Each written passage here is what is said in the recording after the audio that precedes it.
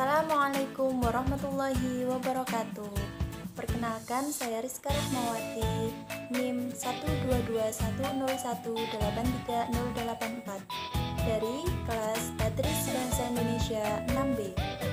Di sini saya akan menjelaskan video pembelajaran mengenai materi tentang teks narasi cerita fantasi kelas 7 semester ganjil mata pelajaran Bahasa Indonesia tahun ajaran 2021-2022. Baik, materi selanjutnya yaitu tentang struktur teks cerita fantasi. Menurut Harsiati tahun 2016 menyatakan bahwa struktur teks cerita fantasi dapat dibedakan menjadi 3, yaitu orientasi, komplikasi, dan resolusi. Penjelasan dari masing-masing struktur tersebut yaitu yang pertama orientasi. Di bagian ini, penulis mengenalkan tokoh, watak tokoh, latar, tempat, suasana, sosial, dan waktu, dan konflik yang terjadi dalam cerita.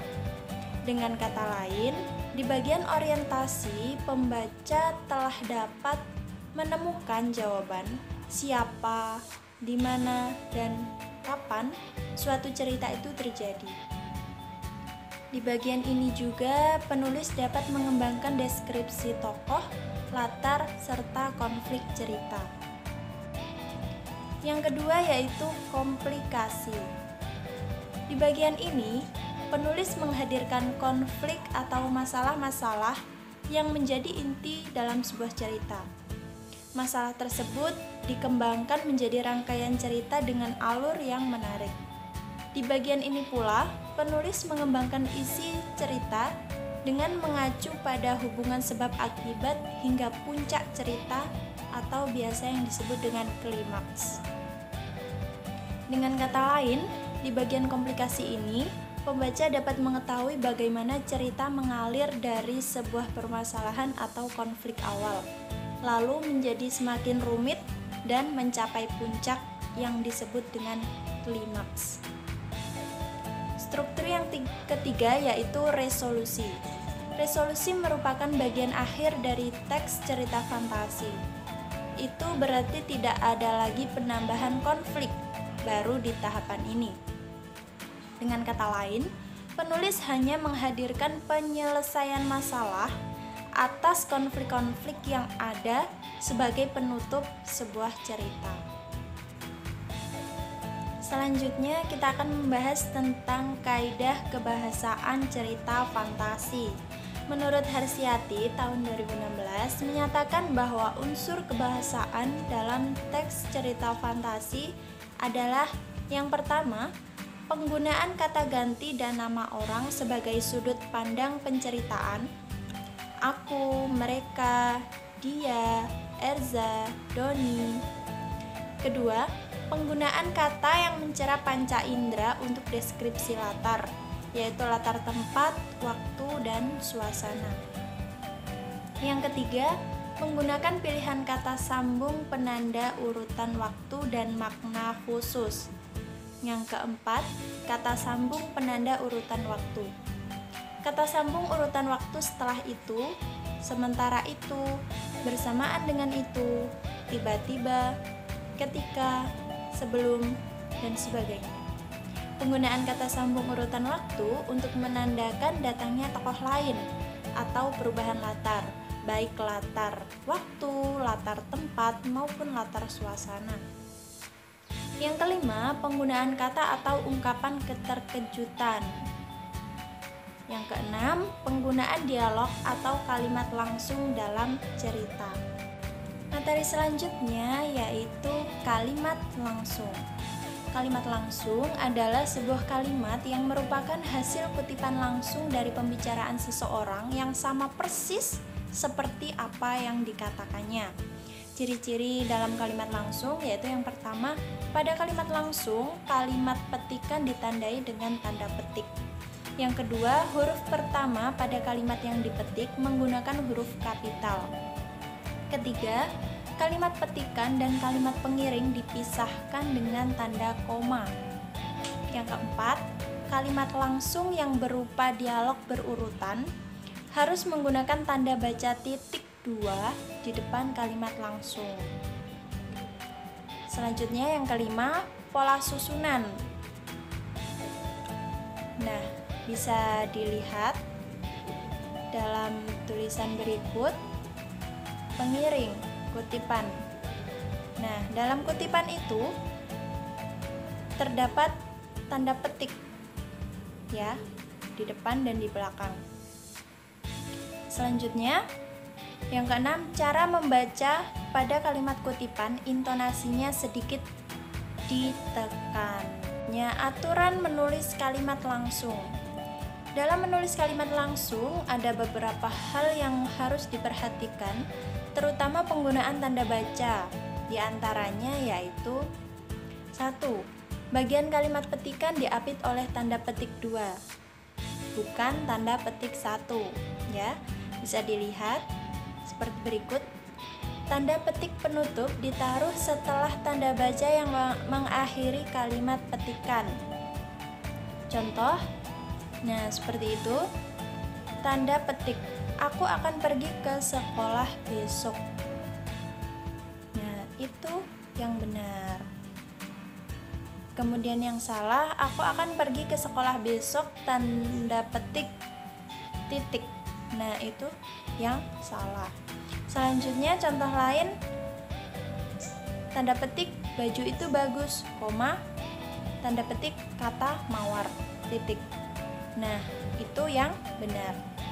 Selanjutnya, tanda petik baju itu bagus, tanda petik koma, kata mawar, titik. Nah, itu yang salah. Bisa membedakan ya, bisa beda ya. Perbedaannya itu komanya terdapat di dalam tanda petik dan di luar tanda petik, seperti itu.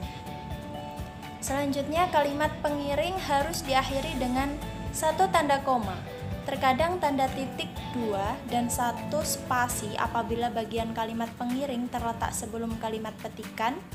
Contoh, nah, Andi bertanya, tanda petik, mau kemana kalian hari ini? Tanda tanya, tanda petik. Yang A, tanda petik, mau kemana kalian hari ini? Tanda tanya, tanda petik, tanya Adi, titik. Yang kedua, tanda petik, mau kemana kalian hari ini? Tanda tanya, tanda petik, koma, tanya Adi. Nah, bisa dibedakan ya. Yang pertama tadi tidak ada koma, dan yang kedua ada koma. Dan yang benar adalah yang tidak ada koma. Yang keempat, jika ada dua kalimat petikan, huruf awal pada kalimat petikan pertama menggunakan huruf kapital, sedangkan pada kalimat petikan kedua menggunakan huruf kecil kecuali nama orang dan kata sapaan. Contohnya bisa dilihat sendiri ya. Yang A, tanda petik, coba saja minta sama ayah, koma, tanda petik, kata ibu, koma, tanda petik, dia pasti akan memberikannya, titik, tanda petik. Yang B, Budi mengatakan, koma, tanda petik, sepatu yang kau pakai sepatu mahal, koma, tanda petik, padahal kata Andre, sepatu Budi murah. Contoh kalimat langsung seperti ini. Belikan ibu garam di warung. Jangan bergerak, gertak polisi kepada pencuri. Siapakah yang membersihkan ruang kelas ini? Kak, kau dipanggil ayah. Aku ingin pergi ke Jepang suatu saat nanti. Nah, bisa dilihat ya dari kalimat-kalimat tersebut. Contoh kalimat langsung itu kalimat yang dikatakan secara langsung oleh tokoh tersebut. Jadi bisa dianalisis sendiri bahwa di dalam cerita jika terdapat suatu kalimat petikan yang mana kalimat itu termasuk percakapannya sendiri, itu bisa dimasukkan ke dalam kalimat langsung. Selanjutnya kalimat tidak langsung. Kalimat tidak langsung adalah kalimat yang melaporkan atau memberitahukan perkataan orang lain dalam bentuk kalimat berita. Ciri-ciri kalimat tidak langsung yaitu 1. Tidak menggunakan tanda petik. 2. Intonasi membacanya datar. 3. Terdapat perubahan kata ganti orang, yaitu itu ya. Kata ganti orang ke-1 berubah menjadi orang ketiga. Saya, aku diubah menjadi dia atau ia. Kata ganti orang kedua berubah menjadi orang ke-1. Kamu, dia menjadi saya atau nama orang. Kemudian kata ganti orang yang kedua dan ke-1 jamak berubah menjadi kamu, kita, dan mereka.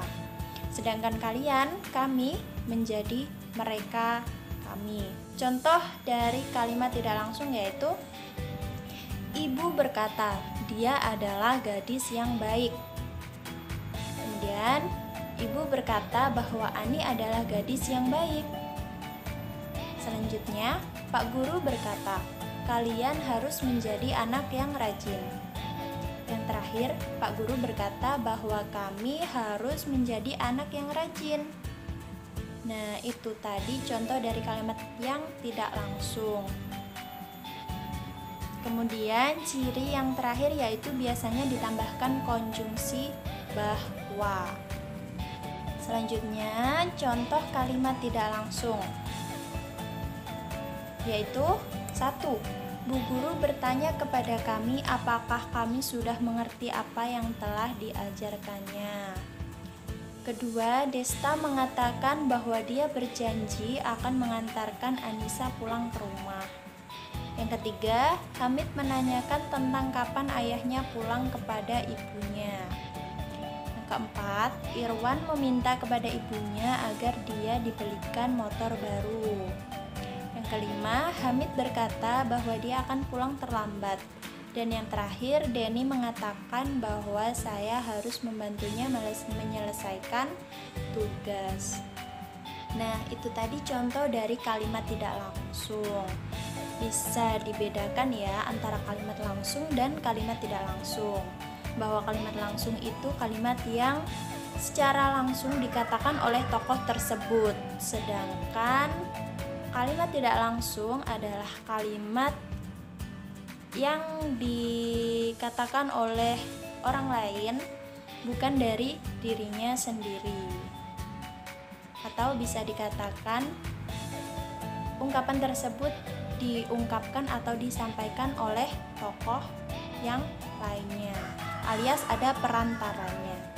Berikut materi struktur dan kaidah kebahasaan teks narasi cerita fantasi yang bisa saya sampaikan. Semoga bermanfaat bagi siapapun yang menonton video ini. Sekian, terima kasih dan wassalamualaikum warahmatullahi wabarakatuh.